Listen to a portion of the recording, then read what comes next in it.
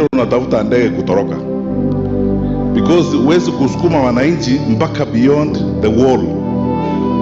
Na tena, let me say something I ordinarily would not say because the press is here. If I was advising this government, and people here, political scientists like Mheshimiwa Gachagua here and Kawanja and the rest can agree with me.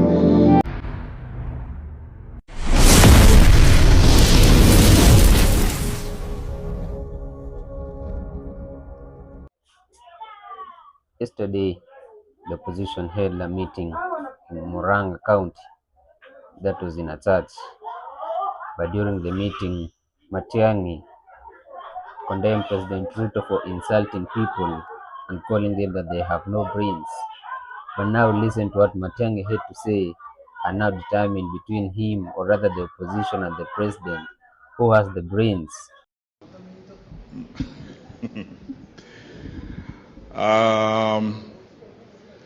Ando aitwage tugi Muriega ringi. You can see my teacher is doing very well. Ndugu yangu Mheshimiwa Rigathi Gachagua of the Republic of Kenya, my brother and my friend, the Honorable Your Excellency Kalonzo Musyoka, Mheshimiwa Martha Karua, Mheshimiwa Justin Muturi, Mr. Speaker, my brother Eugene, na ndugu zangu wote ambao mmekuja hapa. Kwanza kabisa ningependa kutoa shukrani kwa mhubiri wa leo, Reverend James Wambugu, bila ametuhubiria. Mimi ni Seventh Day Adventist, kwa hivyo nilikuwa kanisa jana. Na wakati nilikuwa kanisa jana, as I listened to him preach here today, nilisema lazima kuna kitu Mungu anataka hata mimi nijue. Sababu yule mhubiri wa jana alituhubiria kutoka Joshua 1, 5, 6 and 9.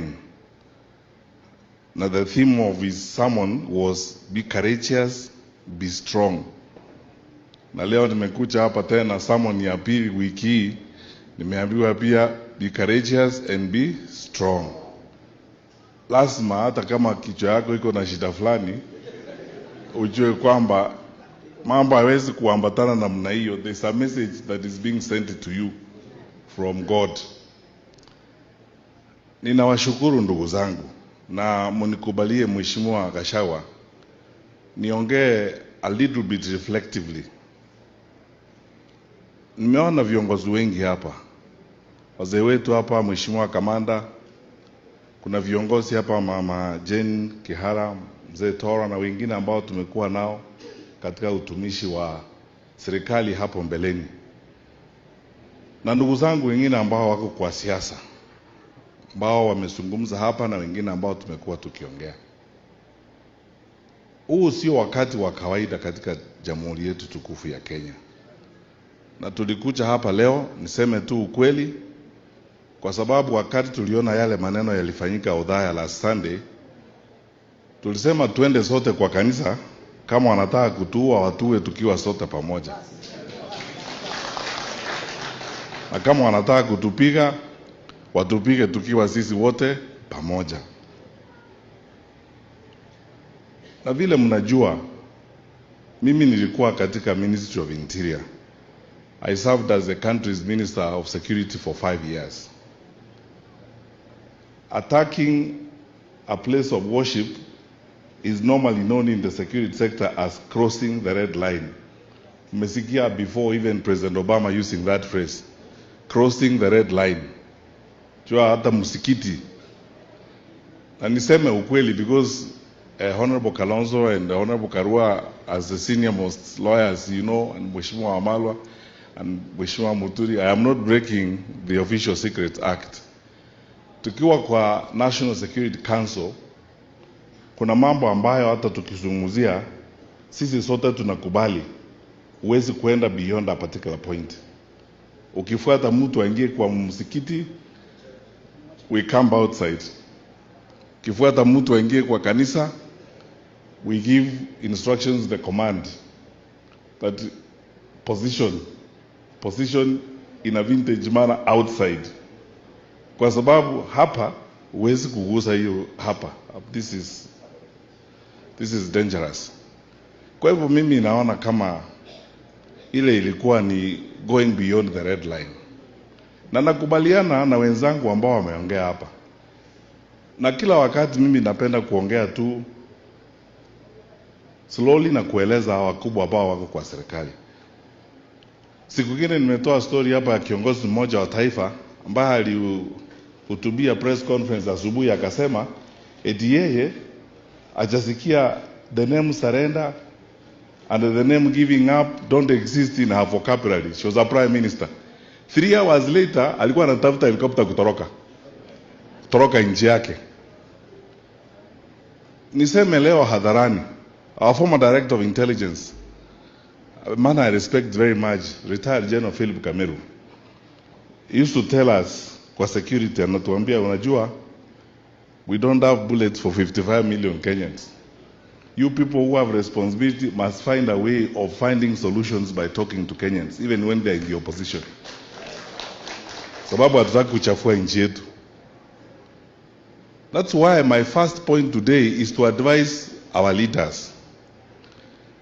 You might be very happy today, ufikiri wewe uko na nguvu sana, wewe ni mtu mkubwa. Mumeona hii kiburi vile mnaona hapa, maandege nini, kujipiga kifua. Tumekuwa na by election, hata mheshimiwa Magara angewaambia vile tulikuwa tunaambiwa pale kwa by election, sisi ndio serikali, tutaiba kura, tutafanya nini. I want to be very honest with you. Siku moja utashangaa sana. Sasa unatafuta ndege kutoroka. Because huwezi kusukuma wananchi mpaka beyond the wall. Na tena, let me say something I ordinarily would not say because the press is here. If I was advising this government, and people here, political scientists like Mheshimiwa Gachagua here and Kawanja and the rest can agree with me, you are radicalizing this country to a point where you won't be able to control it. The anger down below, mimi sijui wanaishi wapi. The anger down below, ile hasira iko na wananchi saa hii. Ama viongozi nasema uongo? Sinyi mnakutana na wananchi kila wakati. When you listen to wananchi very carefully, tukienda kwa mikutano, hata nimekuwa nikienda kwa mikutano. 2 weeks ago nilikuwa Coast. Naongea na viongozi, unasikia vile viongozi wanaongea. As a leader, na niwaambie tu kweli, tuko kwa kanisa, as a leader, unasikia hiyo maneno wananchi vile wanaongea, unajiuliza viongozi wetu wanajua hii mambo. Sasa hii ni kama wale ambao walikuwa wanakaa kwa ile meli inaitwa Titanic. Wanakunywa wine kule juu na dance na girlfriends wao, na meli ikasinki, na ikisinki mutasinki na huyo girlfriend na wine yako na kila kitu mutasinki. I'm telling you, we are playing with the country. Hawa viongozi wetu tuwaambie, tunacheza na nchi vibaya sana. Ya pili, mnajua mimi nilikuwa waziri wa elimu. Mheshimiwa Rais Kibaki wakati alikuwa rais, even President Clinton said one person angependa kukutana na yeye kwa maisha yake wakati aliulizwa ni Mheshimiwa Kibaki. Sema president ya Kenya ambaye ametoa free education and 1 million kids have walked to school. That is there, it's in record. That's what President Clinton said. That is the person I would like to see who has done wonders in this world. By the time President Kenyatta was coming to office, wale watoto wa Kibaki walikuwa wamefika secondary. Sasa President Kibaki, Uhuru akaanza kutusukuma na 100% transition. Tukapita hapa msituni huku Narok, kwanza tulikuwa tunaenda huko na natembea akiwa county commissioner, watoto wote waende shule. We invested very heavily in infrastructure development. Watoto wanaingia shule. 6 decades after independence, tufike mahali watoto wetu wanashindwa kwenda shule. Sasa ni excuses na telewa sijui nini. And you know, lazy people, watu wazembe bure tu, kazi na washinda, kazi yao ni excuse tu. Oh, sijui ni nini ilifanyika, sijui ni CBC nini, excuses. We have enough money in this country. Believe me, as a former Minister of Education, we have enough money to put our children back to school. And tupe serikali, mimi naambia wa Kenya, tupe serikali, tutarudisha free primary education, free day secondary education, watoto wetu watarudi kwa hiyo maneno, tutarudisha. Tupe serikali, tutarudisha eduafya, ile insurance ya kila mwanafunzi ambaye yuko kwa secondary school. and we will tell you how it's done. You are looting the money. Hii pesa mnaona inalipwa huku, watu wanalipwa kila siku nini? Wakubwa wako hapa, they are my elder brothers who are knowledgeable on these matters. Rigiji has been deputy president. His Excellency Kalonzo Musyoka has been vice president. What do you do with 7 billion in State House in one quarter? State House sio shule, kazi inafanywa huko. Sio kazi, sio hospital where people are operated. You don't buy. What do you need that kind of money for? Ni kuiba tu, unaendelea hivi, nchi inaporwa. That is why our children don't have capitation in schools. Hii pesa inaenda huko. Na ninawaomba wananchi na wale viongozi ambao mko hapa, tafadhali ninawaomba tuelimishe wananchi wetu. Safari hii sio ya kuongea hivi. Tukishikana sisi wote pamoja, tunaweza kurudisha nchi yetu kwa barabara. Our focus is to fix the country. We are on a mission to fix this nation. Sababu imeenda hivi namna hii. Let us fix this nation and we can do it. Nimalizie haya. Mimi mzee Kamanda ningemwambia hivi.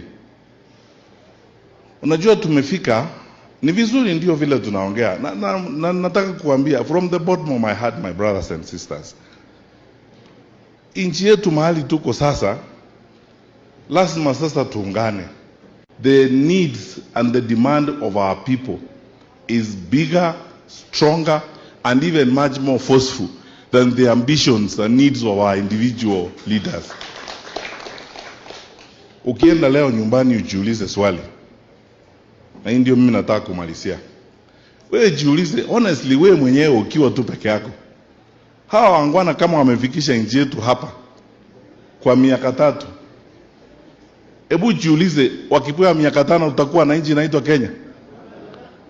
So if you really love your country, and I believe all of us love our country. Saa hii sio eti kwamba lazima Kalonzo awe president, au lazima Matiang'i awe president, au lazima Gachagua awe president, ama Martha lazima awe president. Saa hii lazima tusaidie nchi yetu jamani.